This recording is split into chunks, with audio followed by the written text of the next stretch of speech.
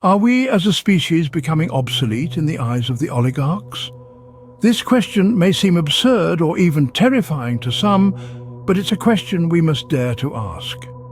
Welcome to the concept of the Ark of Oligarchy, an intriguing hypothesis that suggests a select few are attempting to control humanity's destiny through technology. This isn't science fiction, my friends, it's a narrative that's developing in our world today. Consider for a moment the principal figures that have emerged in recent years. Yuval Harari, the historian and philosopher who warns us of the dangers of technological evolution. Klaus Schwab, the founder of the World Economic Forum, who advocates for a global reset.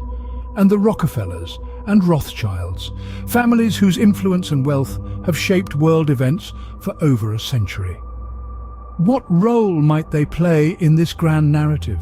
Harari, with his keen insights into the human condition and our relationship with technology, has often spoken about the potential for technology to render us obsolete. Schwab, with his vision of a fourth industrial revolution, could be paving the way for a world where technology surpasses human capability. And the Rockefellers and Rothschilds, with their immense wealth and influence, may be the puppeteers pulling the strings behind the scenes.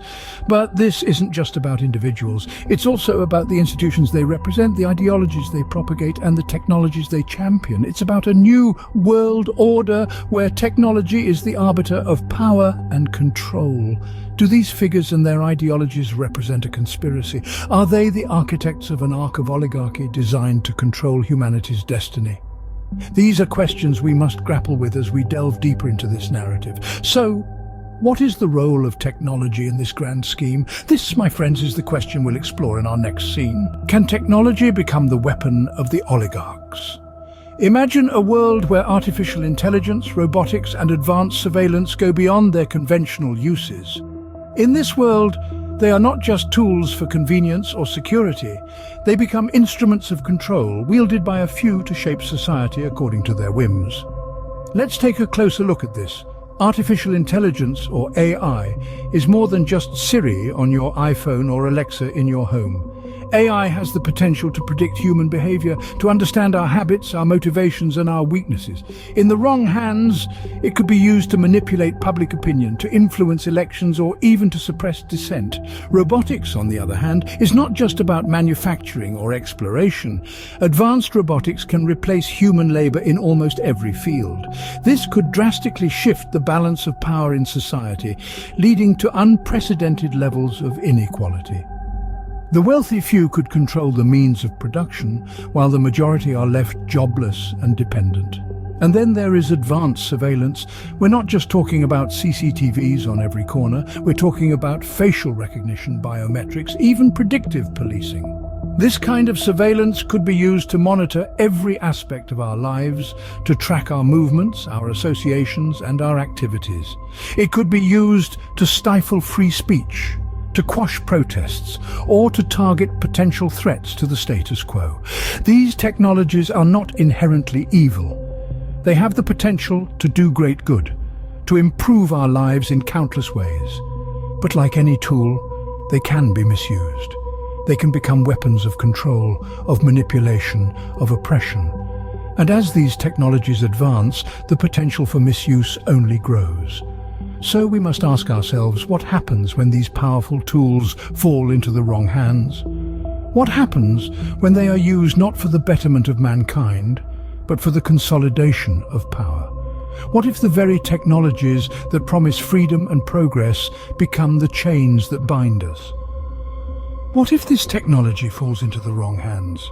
Are the elites planning to use this technology for their own gain? This question may sound like a plot of a dystopian novel, but it's worth considering. There are certain figures in the world stage that we cannot ignore when discussing this topic. One of them is Yuval Harari, a renowned historian and author known for his thought-provoking ideas on technology and humanity.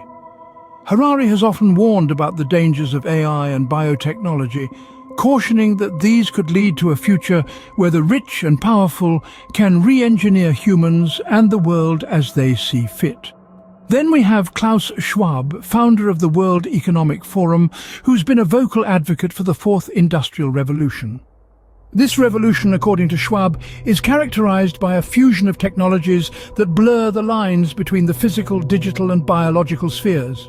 While Schwab promotes this as a path to a more inclusive, sustainable future, critics fear that it could instead lead to an unprecedented concentration of power in the hands of a few.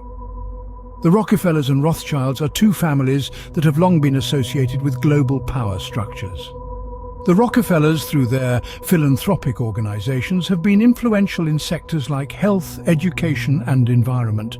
The Rothschilds, on the other hand, are known for their significant influence in the global financial system.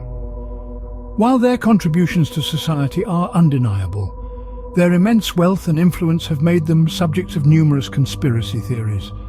As we consider the roles of these individuals and families, we must be careful not to fall into the trap of oversimplification. Yes, they have influence. Yes, they have wealth. But does this automatically mean they are part of a grand conspiracy to control the world through technology? It's a question that requires careful thought, discernment, and above all, evidence. So let's circle back to the question we began with. Are the elites planning to use this technology for their own gain? Or to push it a step further? Could there be a hidden agenda behind their actions? These are questions that demand our attention as we navigate the complexities of our rapidly evolving world. What does the future hold for humanity in this potential scenario? A question that may echo in the minds of many as we delve deeper into this web of conspiracy. Let's imagine for a moment that this scenario is true. What then? In this world, technology isn't just a tool. It's a weapon wielded by the few against the many. Our lives become a stream of data, meticulously collected, analyzed and controlled by an unseen oligarchy. This isn't the future of flying cars and colonies on Mars we once envisioned. It's a future where freedom and individuality are traded for convenience and security. Every aspect of our existence, from the jobs we do, the food we eat, to the thoughts we think, could be under the control of a select few. The very essence of what makes us human, our creativity, our unpredictability, our ability to dream, might be stifled under the weight of this control. Society as we know it could be reshaped in the image of the oligarchy. Traditional structures and institutions might crumble, replaced by a system that serves the interests of a privileged few. The divide between the haves and the have-nots could grow wider than ever, creating a world of stark contrast and inequality. But it's not all doom and gloom. The human spirit has a knack for resilience. History is filled with examples of societies rising against oppressors, of individuals finding hope in the bleakest of situations. If this potential scenario becomes reality, it might spark a revolution not just in technology, but in human consciousness. It could serve as a wake-up call, forcing us to question and redefine our values, our goals, and our place in the universe. So, will humanity survive this potential threat? The answer lies in us, in our ability to adapt, to question, to resist, and most importantly, to dream. For it's in our dreams that we find our freedom, our individuality, and our hope for a future where technology empowers us, not oppresses us. What can we, as individuals, do to counter this potential threat? This is the question that we must ask ourselves as we stand at the precipice of a future that feels increasingly out of our control. The answer, my friends, lies in our ability to question, to probe, to challenge the status quo. It lies in our ability to think critically about the information that is presented to us, to discern fact from fiction, to separate the wheat from the chaff.